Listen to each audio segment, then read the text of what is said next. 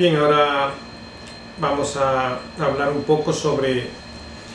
lo que es el procedimiento que se sigue en la aplicación contra el crimen organizado. No pretendo, lógicamente, con esta exposición profundizar en cuanto al estudio de la ley contra el crimen organizado, por cuanto de hecho, número uno, no es mi área, y segundo, cada quien tendrá su propia valoración o concepción sobre lo que es este procedimiento. Sin embargo, las generalidades son las mismas y los procedimientos no penden de los arbitrios de los jueces, sino que están establecidos en la ley. Lo que muchas veces sucede es algún tipo de circunstancias prácticas que se tienen que ir resolviendo por cada juzgador al momento en que está conociendo de un proceso. Pero eso no es una novedad de las leyes especiales, sino es en todo proceso se presentan múltiples situaciones que el juzgador tendrá que ir resolviendo de acuerdo a las circunstancias del hecho o del caso. Pues bien, hablemos un poco de la ley primero y luego entramos a 4 puntos importantes que son los que nos interesan. Nos interesan al abordar la ley contra el crimen organizado, hablar de la procedencia de la ley, de la competencia que esta ley trae para el juzgador, de la forma en que se van a recoger las pruebas o se va a hacer la investigación y de la función que tiene el juez de instrucción especializado. No entraremos a hablar sobre el juicio porque en cuanto al juicio la misma ley establece que se van a aplicar las reglas generales del proceso común y desde ese punto de vista basta haber conocido en su momento el procedimiento común para saber qué es lo que el juez especializado va a hacer. Y es que tal como ya se planteó en un momento determinado, no es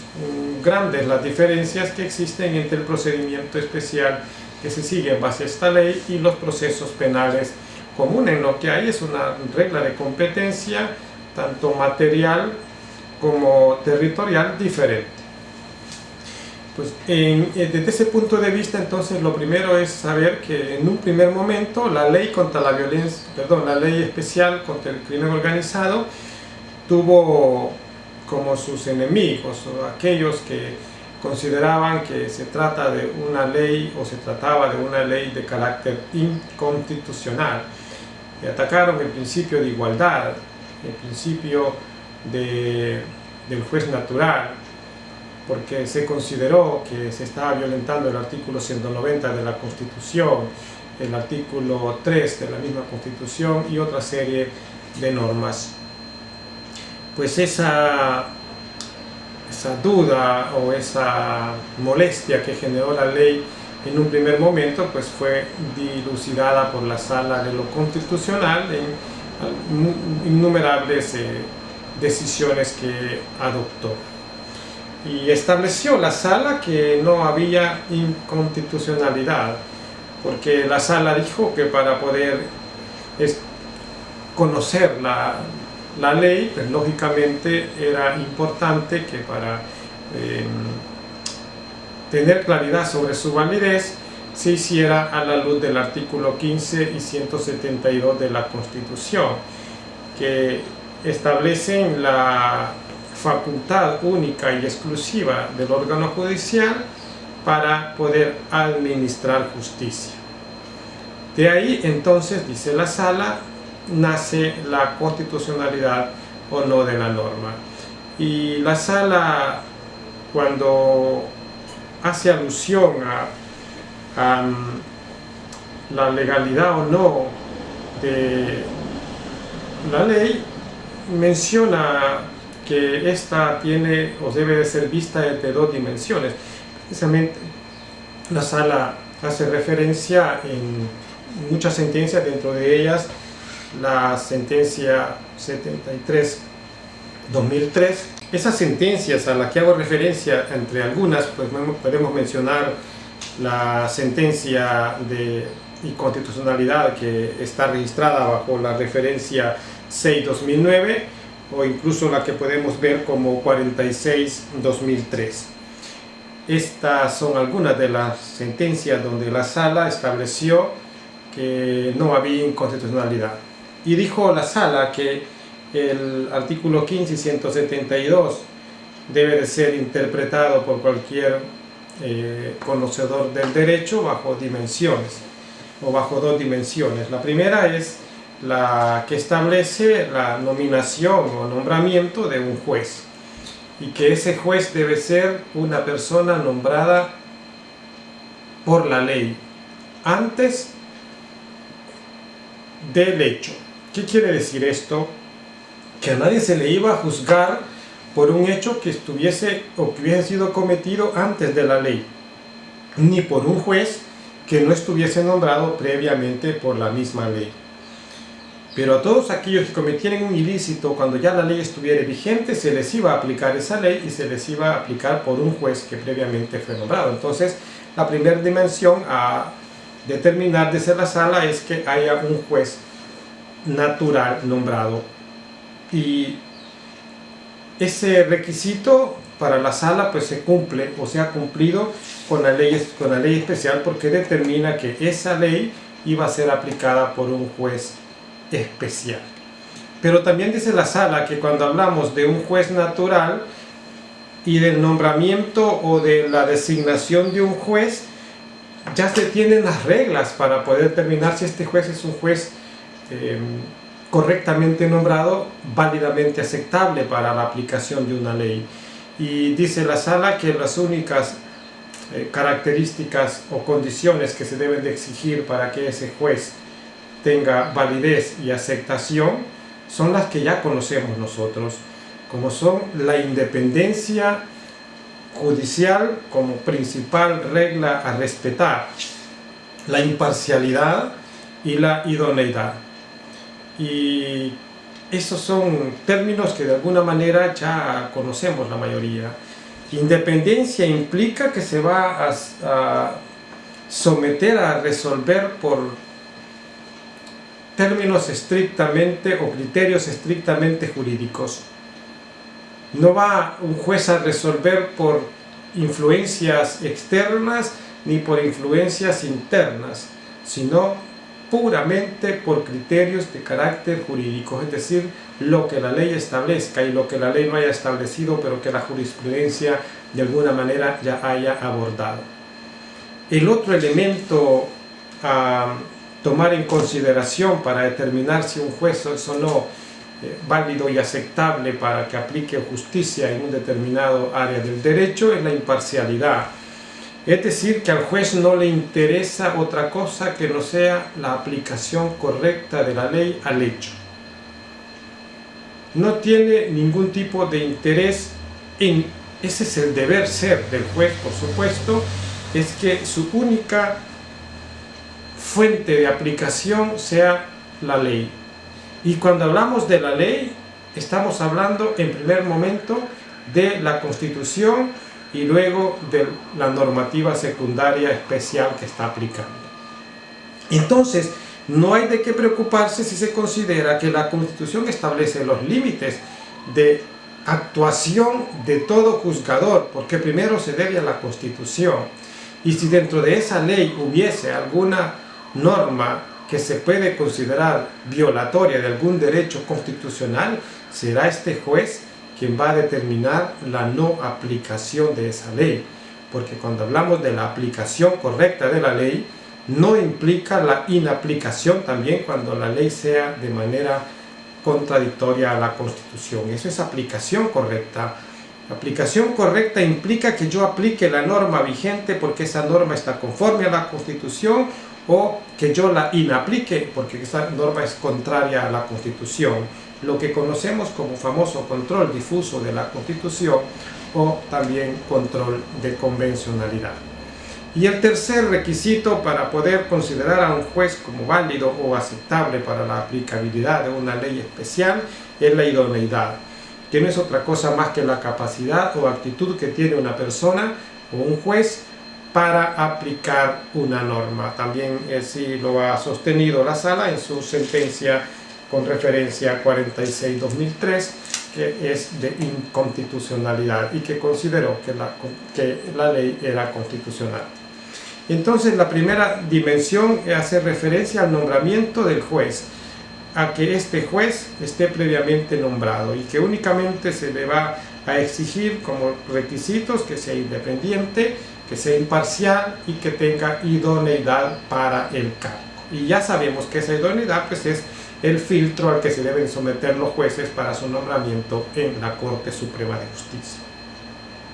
La segunda dimensión, que ha sido llamada dimensión negativa, pues la primera es la dimensión positiva. La dimensión negativa pues es el hecho de que el artículo 190 de la Constitución deja claro: no se puede permitir la existencia de tribunales ex post o aquellos tribunales considerados como tribunales ad hoc. ¿Qué es esto? Es que los tribunales ex post son de facto y se crean con el único objetivo de juzgar casos especiales o particulares, casos individuales. Nuestra sala ha considerado que crear tribunales de esta naturaleza generaría una violación al principio de igualdad. Sí, porque la norma debe de ser general para todos aquellos que cometen determinado hecho, no para una persona en especial por un hecho determinado. Eso es contrario al principio de igualdad, dice la sala, y por eso esos tribunales no pueden existir. Y tampoco permite, dice la sala, que se puedan conformar comisiones especiales de otros órganos para juzgar. Es decir, no podría crearse una comisión especial por parte de la Asamblea Legislativa o del órgano ejecutivo con el fin de hacer un juzgamiento a determinados grupos sociales o a determinadas personas. Si eso se permitiese, dice la sala, lógicamente lo que estaría sucediendo es que se estaría violentando principios constitucionales como el principal, que es el de separación de poderes. Los poderes del Estado o los órganos del Estado son independientes y por tanto ninguno está sumiso al otro. Y si se permitiese, dice la sala, que un órgano como la Asamblea crea una comisión para juzgar a personas o a funcionarios del órgano judicial, estaríamos no solo delegando la facultad que el artículo 15 y 172 da exclusivamente al órgano judicial a otros órganos que no serían permisibles. Y la sala parte entonces del supuesto, o la sala simplemente secunda lo dicho, en que a la luz del artículo 15 y 172 de la Constitución, el nombramiento de los jueces cumple con las formalidades que la Constitución exige, y es que estos sean nombrados por la Corte Suprema de Justicia bajo los parámetros ya establecidos,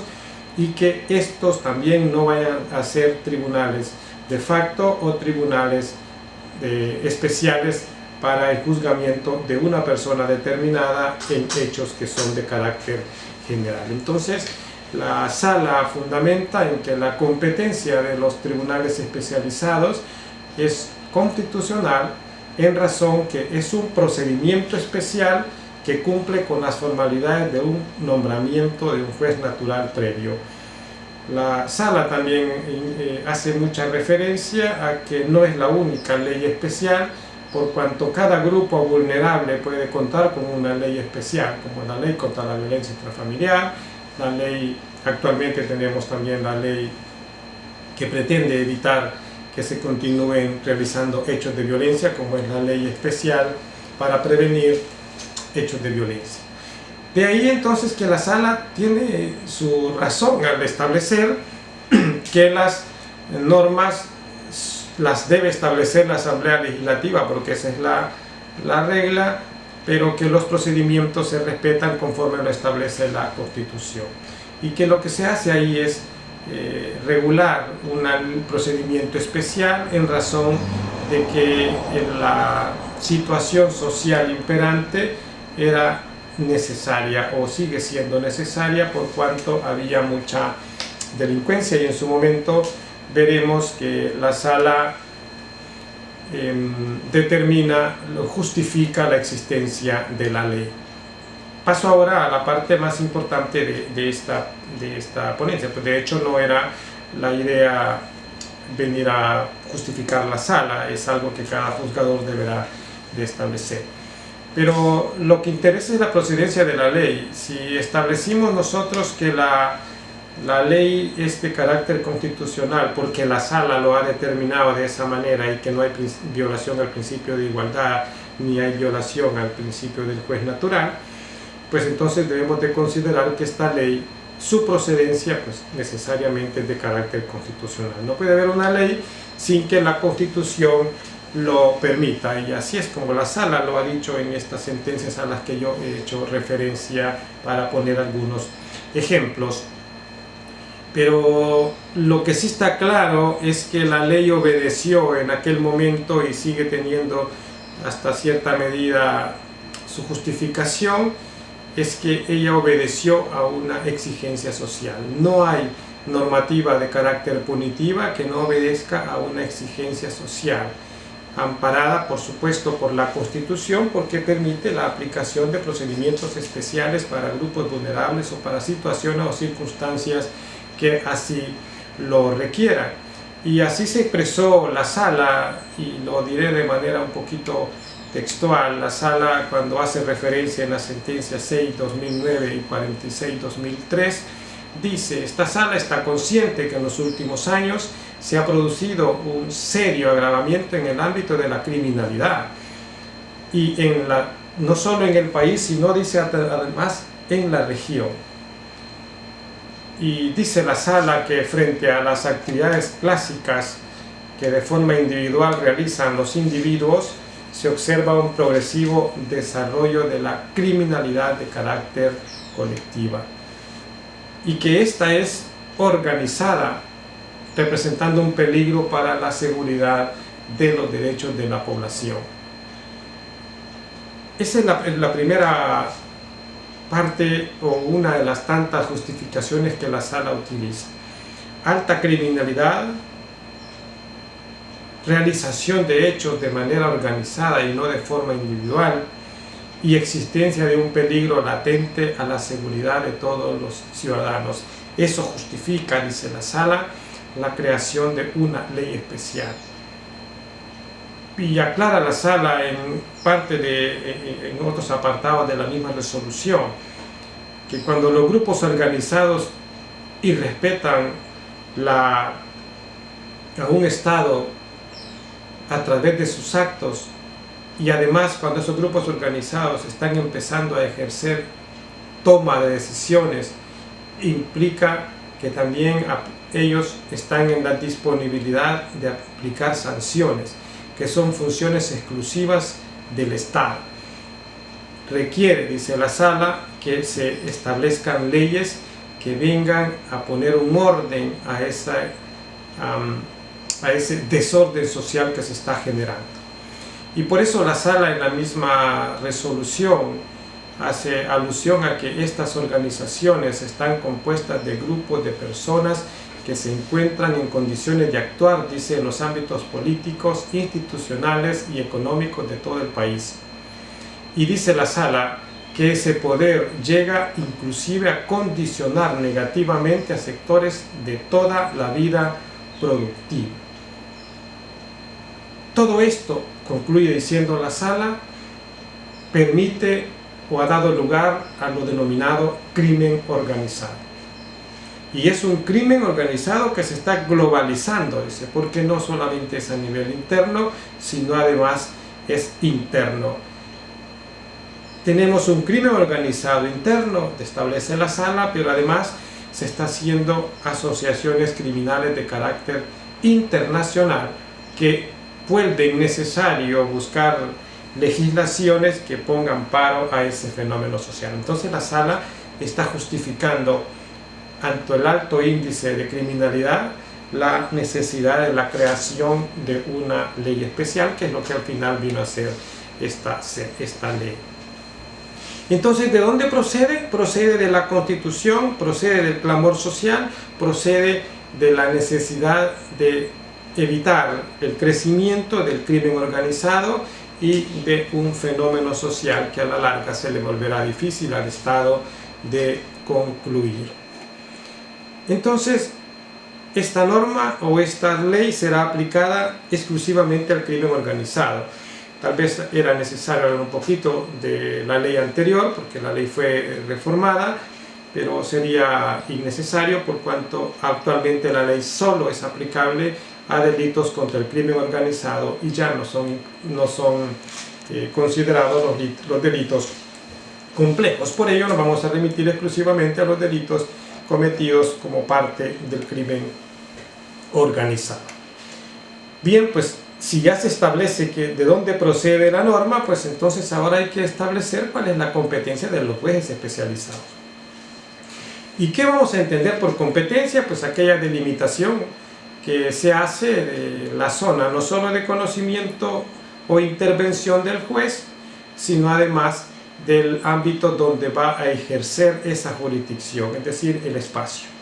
Ya se sabe que la norma a aplicar en cuestión material pues es la ley especial o la ley contra el crimen organizado, y que el territorio o la jurisdicción sobre la cual la tiene que aplicar pues tiene que estar también delimitada en la ley. Así podemos observar que de acuerdo a lo que establece el artículo 1 de la ley contra el crimen organizado, apreciamos que la ley aclara que será aplicable a aquellos casos que se consideren como crimen organizado, y define la ley como crimen organizado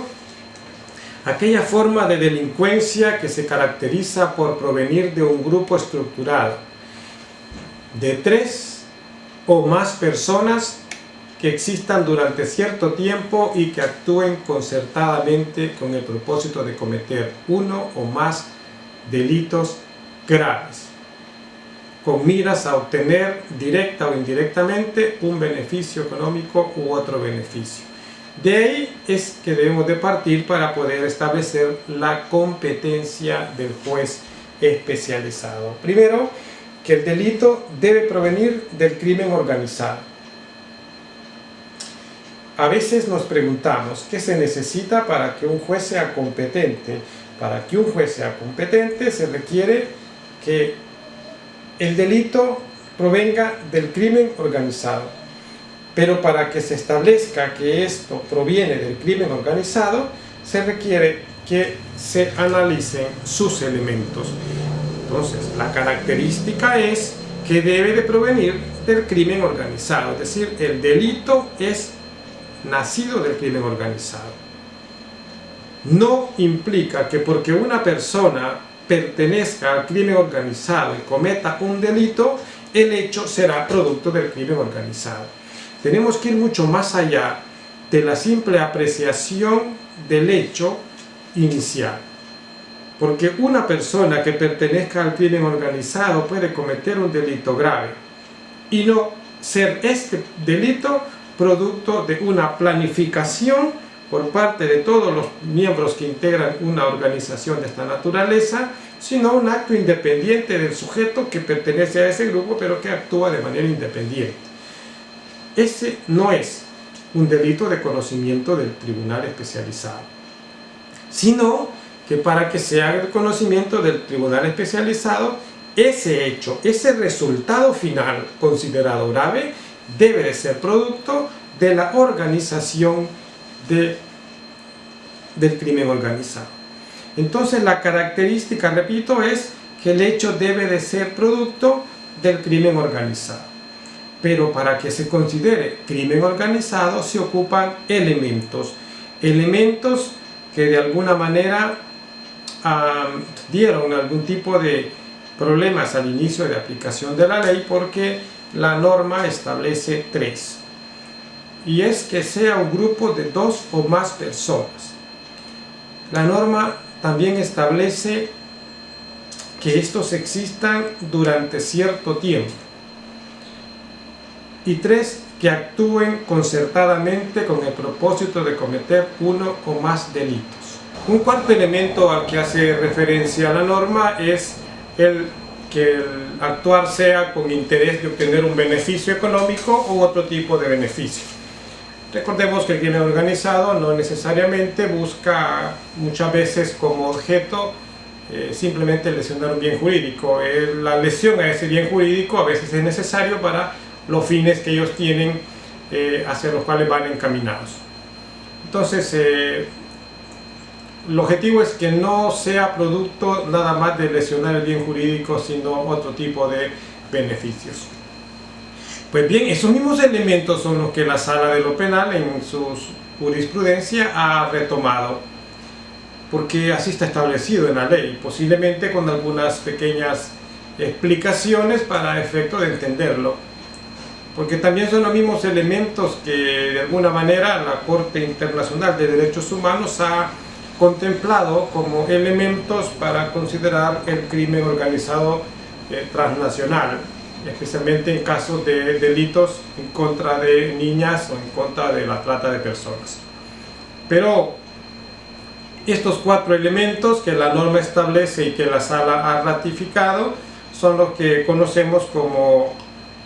grupo compuesto de 2 o más personas, que en este caso la ley es clara, es decir, 3 personas o más, que el grupo esté estructurado, es decir, que haya bandos de dominio, de control dentro del grupo, no un grupo con igualdad de decisiones. También exige que exista ese grupo durante cierto tiempo. Este elemento es importante porque muchas veces las organizaciones o las asociaciones se unen pero para concertar un delito X y cometerlo, y una vez lo hicieron o lograron el ilícito que pretendían hacer, se desintegran. Entonces la norma exige que este grupo pues esté estructurado con un tiempo que sea considerablemente aceptable para estimular que no están organizados para cometer un solo delito, sino que el propósito es otro, y que dentro de esos propósitos pues a veces hay que cometer ilícitos, pero que no directamente se organizan para cometer un hecho, porque en ese caso sería otro tipo de asociación, posiblemente asociación ilícita, pero no un crimen organizado. Y el último elemento, pues que lógicamente deben actuar concertadamente con el propósito de cometer 2 o más delitos, porque lógicamente la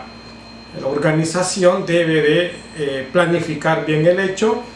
para asegurar que el propósito que pretenden pues lo van a obtener sin dejar la oportunidad de que se les pueda fácilmente investigar o descubrir. La Sala, cuando define la competencia en sentencias como la dictada el 14 de julio del 2015 bajo la referencia competencia 2015, sentencia número 28, en esta la Sala hace referencia a que para poder tener muy claro cuándo va a conocer un tribunal de lo común o un tribunal especializado, el acto delictivo, dice, atribuido a un imputado o a varios de ellos, debe encontrarse conectado con la actividad delincuencial a la que se dedica la organización criminal, y que se presume que a esa pertenecen los sujetos que han realizado ese acto. Lo que dije al inicio o antes, que si el hecho es realizado de manera individual y no es producto de la organización criminal, pues lógicamente no será de conocimiento del juzgado especializado. Si el individuo que comete el hecho pertenece a la organización delictiva, debe haberse corroborado preliminarmente que esa situación es así. Y si no hubiese sido posible al inicio de la investigación determinar que ese acto no es producto de la organización criminal, sino de una decisión particular del imputado, pues en su momento el juez especializado declarará la incompetencia y lo remitirá ante un juez de lo común. Y en esto entonces será importante que en la investigación se determine la relación entre la organización criminal o los integrantes de la cúpula decisoria y la decisión o el acto ejecutivo que realizó el posible imputado. Es decir, que ese acto debió haber sido planeado, decidido y realizado por una concertada planificación de la organización. Tal vez agregar nada más a esta parte que hemos estado o que he estado haciendo referencia, que regula la norma en el artículo 1, es lo contemplado en el artículo 2 de la ley especial. Y es que el legislador es claro, en virtud del principio de legalidad, en dejar establecido los sujetos a quienes se les tiene que aplicar la norma, y sanciona el hecho no solo para el autor y cómplice y demás sujetos procesales a quienes se les puede aplicar la ley que regula nuestro Código Penal, sino que además dice que se va a sancionar al que conspire para el crimen organizado, al que realice los actos preparatorios y la proposición. Es decir, se castiga no solo el hecho, sino además la conspiración, los actos preparativos y la proposición, porque estos aspectos no pueden ser juzgables o sancionables si no está expresamente establecido por la ley, como en este caso el legislador lo dejó muy claro en el artículo 2. Pues definida entonces de alguna manera la competencia material de los jueces especializados, es importante referirnos a la competencia territorial, y no vamos a ahondar mucho porque basta leer lo que establece la misma ley en el artículo 3, inciso primero, cuando hace referencia que los juzgados especializados pues tendrán la competencia ahí determinada, y solo habrán en San Salvador, Santa Ana y San Miguel. Ahí estarán los tribunales especializados de instrucción y los tribunales especializados de sentencia, con jurisdicción, por supuesto, en las diferentes cabeceras y las zonas. En el caso de la San Miguel, pues en toda la zona oriental, Santa Ana en la occidental y la de San Salvador en la zona central y paracentral. Competencia que es la misma para los juzgados de instrucción. Algunas novedades que establece el artículo 3 en su inciso último es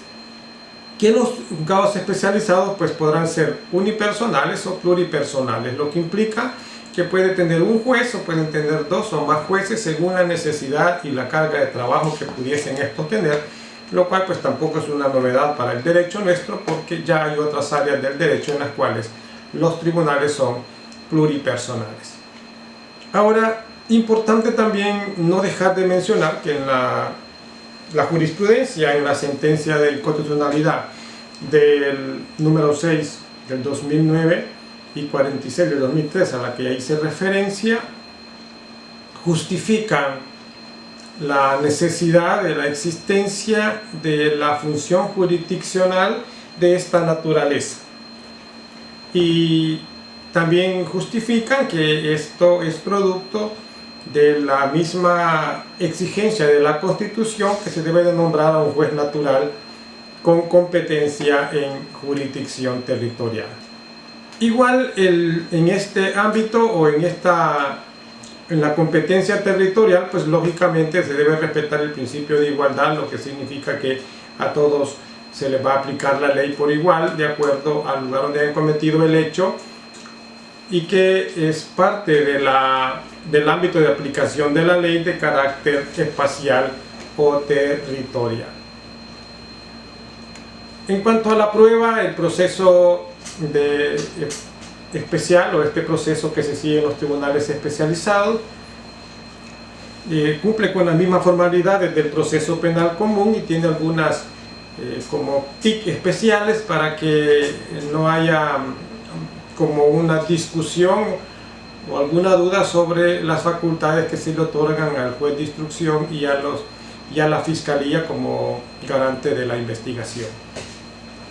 Pero la investigación en materia especializada se realiza por regla general como en todo proceso común. Lo que se busca con él es determinar la existencia de los delitos o del delito que se atribuye a la organización y lógicamente la participación de él por los imputados en el hecho. Así lo establece el artículo 5 de la ley, que hace alusión a la necesidad de determinar la investigación con esos fines. Ahora, hay unas situaciones que lógicamente habrá que determinar, y se parte del supuesto de que cuando ya se decide un fiscal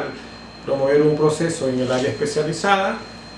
es porque ya tiene elementos lo suficientemente de peso para establecer que ese hecho es producto del crimen organizado y que la organización a quien se la va a atribuir, pues lógicamente cumple con los elementos mínimos necesarios para atenderla como tal. Interesante entonces es determinar de que ese es el objetivo de la prueba. Pero ya en el tribunal de instrucción, ¿cómo es el procedimiento? Lógicamente el fiscal va a presentar un requerimiento. Cuando presente ese requerimiento, el fiscal ya tiene la investigación previa que tuvo que haber realizado, donde determina que ese hecho es un hecho propio del crimen organizado y que la persona o las personas que va a procesar pues reúnen con los elementos que ya antes hicimos referencia. Hacer alusión a que se permite la prueba científica con algunas modificaciones que establece el artículo 6, inciso primero. La valoración de la prueba será siempre en base a la sana crítica y lo ratifica el artículo 6, inciso segundo. También se trata de proteger la prueba que corre algún tipo de riesgos mediante los anticipos de prueba, artículos 7, 8 y 9 de la misma ley. También hace referencia a la prueba testimonial, se permite también la prueba aún referencial, lo establece el artículo 10 de la ley. Hace algunas observaciones especiales para la valoración de esta prueba. Se permiten los peritajes como en el proceso penal común, lo dice el artículo 11, y se permiten los reconocimientos de acuerdo al artículo 14 de la ley, que de preferencia dice deberán ser practicados estos actos de prueba por el juez especializado, pero si no hubiese en el lugar donde se tiene que practicar, pues puede designar a un juez de paz, lo cual se ha hecho muy común ya por parte de los jueces especializados. Entonces las novedades son muy pocas, pero esta diligencia se supone que de alguna manera el juez, el fiscal las realizó, y las que no las realizó pues las va a realizar durante el tiempo que dure la investigación. En esta parte es donde encontramos alguna novedad en relación al proceso penal común, porque no hay la fase inicial de un juzgado de paz, no existe la presencia de una sede de paz, porque el requerimiento es presentado de manera directa al juzgado de instrucción especializado. No existe por tanto una audiencia inicial, pues el juez especializado, una vez recibe el requerimiento, se parte del supuesto que el reo está detenido, señala la audiencia dentro de las 72 horas después de que ha sido puesto a disposición el reo. Y en esa audiencia, que se denomina como audiencia de imposición de medidas, el juez tendrá que decidir si impone alguna medida o puede dejarlo en libertad bajo algún tipo de medida distinta, porque no es una obligatoriedad que el juez debe dejar detenido a las personas procesadas por estos delitos. Y el juez decide o no mandarlo a detener, o el juez decide o no ponerlo en libertad. Pero en todo caso, una vez recibido el requerimiento, realiza la audiencia de imposición de medidas y señala la audiencia preliminar. Durante ese lapso de tiempo podrá realizar otro tipo de diligencias, tanto las que establece la ley especial o la ley contra el crimen organizado, como podrá incluso aplicar o realizar cualquier otro tipo de prueba de las que contempla nuestro Código Procesal Penal. Una vez realizada esta investigación, que podrá término máximo dice la ley de 6 meses, podrá ser incluso ampliado por cuestiones de necesidad, como igual en el proceso penal común, porque como lo dije en un momento determinado, pues este procedimiento sigue las mismas reglas y que así tiene los mismos términos que el proceso penal común. No puede pasar la detención provisional de los 2 años, como sucede con el proceso penal común.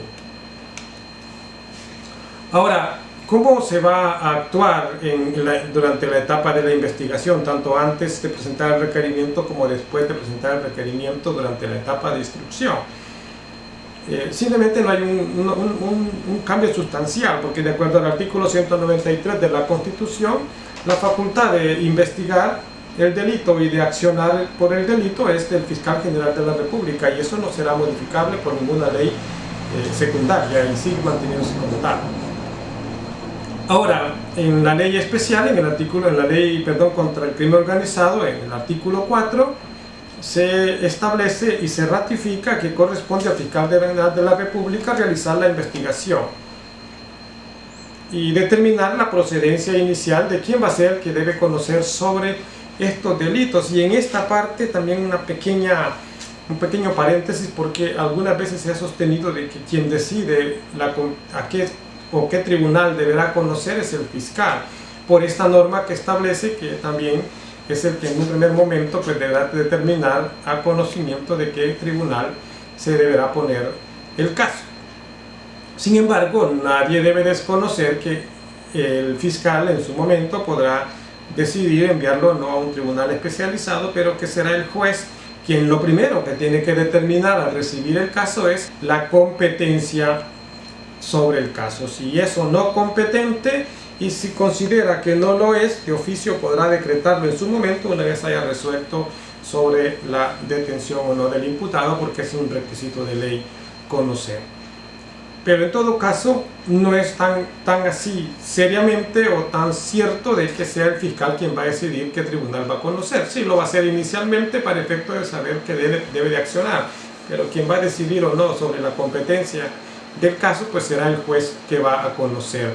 de manera específica, basado en los criterios que ya la sala ha determinado y que nosotros hemos mencionado ya anteriormente. Pero lo que importa es que el artículo 4 reitera que es el fiscal general quien va a realizar la investigación y que va a accionar en este caso. Igual lo vemos en la misma ley, en el artículo 15, cuando hace referencia a que la acción penal podrá ser perseguida en todo momento por la Fiscalía porque esta es de orden público, es decir, se parte del supuesto que todos son delitos graves y que por tanto los delitos son perseguibles de oficio o a través del accionar público. Y el artículo 16 todavía de la ley viene y reitera aún más que el fiscal será el que va a acusar directamente ante el juez especializado de instrucción, que considere que es competente de acuerdo a las reglas de territorio que ya antes hemos mencionado. Y una vez recibido, pues el juez tendrá 72 horas, dice esta misma norma, para decidir lo correcto. En todo caso, volvemos al mismo tema de que la única diferencia es que no pasa por el juzgado de paz, sino que el juez especializado de instrucción decide si lo deja o no detenido y habilita la investigación. En resumen, entonces, la etapa de instrucción, que la podemos contemplar dentro del artículo 15 al 18 de la Ley contra el Crimen Organizado, lo podemos resumir de la siguiente manera. El juez de instrucción recibe un requerimiento que es presentado por el fiscal, hace un estudio, un análisis sobre el requerimiento y decide si es admisible o no el requerimiento, o si debe prevenir al fiscal para que subsane algún error, alguna omisión o algo que encuentre de manera incorrecta o informal dentro del requerimiento. Admitido el requerimiento, pues el juez de instrucción señala la audiencia de imposición de medidas dentro de las 72 horas. En esta audiencia decide si impone o no medidas y señala la audiencia preliminar. Otorga los 6 meses máximos para que la Fiscalía realice la investigación, y si no hubiese necesidad de ampliar ese plazo por X o Y motivo, lo cual por regla general sí se amplía, el juez de instrucción pues realiza la audiencia preliminar que previamente ha señalado cuando realizó la audiencia pública que previamente ha señalado en la audiencia preliminar. De ahí entonces donde el juez de instrucción pues va a resolver si el caso es elevado a juicio y enviado al tribunal de sentencia para que conozca, o le da una salida diferente al proceso, que en todo caso pues lógicamente podrá ser un sobreseimiento definitivo o un sobreseimiento provisional, porque por regla general pues se trata de delitos graves y son delitos que no admiten otro tipo de salida más que siempre encaminados hacia la posible condena, porque podría dar incluso un procedimiento abreviado. Pero lo interesante es que si no hay una salida diferente y eleva el caso a juicio, pues el proceso pasará hacia el tribunal de sentencia especializado, que también tiene la misma sede y las mismas reglas de instrucción, para que conozca de la vista pública o del juicio. En esto no ahondaremos porque la misma norma o la misma ley en el artículo 18 y establece de que el juicio o la vista pública o la etapa plenaria se va a realizar conforme a las reglas del proceso penal común. Entonces está de más entrar a valorarlo porque ya estamos obligados a conocerlo y que está regulado en el artículo 366 y siguientes del Código Procesal Penal. De ahí, entonces, que el desarrollo de la audiencia en un tribunal de sentencia especializado debe cumplir con las mismas reglas del proceso penal común, y esas de alguna manera pues ya las conocemos, y de no ser así pues había que regresar a verlas para tratar de recordarlas. Por tanto, el trámite es en el proceso especial, donde las novedades son más bien de carácter sustancial en cuanto al conocimiento especial que tiene un juez y en cuanto a la jurisdicción que tiene que desempeñar. No tanto así en cuanto al procedimiento, porque el procedimiento casi es similar al proceso penal común, con la diferencia que, tratando de evitar que se atrasara tanto los procesos y que se diese un combate más efectivo al crimen organizado, pues se establecieron los tribunales especializados, que hoy están muy saturados y que están generando hasta cierta medida mucho más atraso que el que se podía haber dado en su momento, pero que se justifica porque lógicamente se les ha cargado más de trabajo, se les han dado los mismos términos y no tienen los recursos necesarios, tanto humanos como materiales, para hacerle frente a una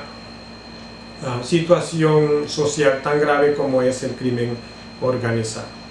Esto es lo que les puedo dar sobre esta materia o sobre esta área, y lógicamente pues en el desarrollo de su vida profesional pues van a ampliar los conocimientos. Con esto termino y muchas gracias.